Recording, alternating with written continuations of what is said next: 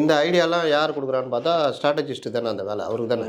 அப்போ நீங்கள் இப்போ வெள்ளம் வந்திருக்குது, நீங்கள் நெல்லைக்கே போய் கொடுத்துருக்கீங்க. அப்படிப்பட்ட ஆள் வெள்ளம் வந்த அன்னைக்கு வீட்டில் கூப்பிட்டு கொடுக்குறாருன்னா சரி, நல்ல விஷயம். அந்த இடத்துல போனால் டிராஃபிக் ஜாமு பல பிரச்சனை வரும், ரைட்டு, ஓகே.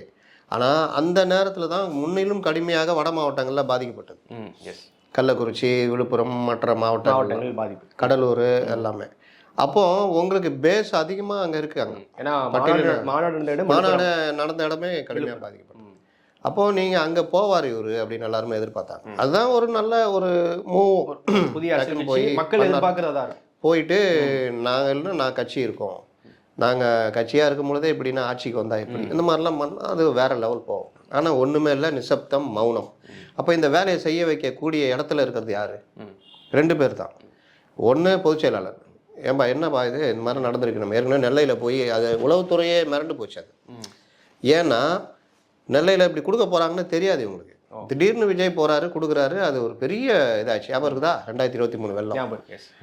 அதுக்கப்புறம் தான் இவங்க எல்லாம் போய் நேரில் பார்வையிட்டதெல்லாம் நடந்தது. அப்போ இது மாதிரி செய்யக்கூடிய விஜய் கட்சி ஆரம்பித்த பிறகு பார்த்தா ஒன்றுமே இல்லையே. அதுவும் இங்கே வருவார்னு எதிர்பார்த்த டைமில் வரவே இல்லைன்னா அப்போ பொதுச் செயலாளர் தான் இந்த வேலையை பண்ணணும். அடுத்த கட்டம் என்னப்பா, வெள்ளம் பாதிச்சிருக்குது, நம்ம டக்குன்னு இறங்கி நிவாரண உதவியெல்லாம் பண்ணோம், அந்த மாவட்டத்தில் இருக்க ஆட்கள் எல்லாம் வேலை செய்ய வைங்க, நீங்கள் கரெக்டாக வேலை செஞ்சிங்கன்னா வர நிர்வாகி இதில் நீங்கள் போஸ்டிங்கு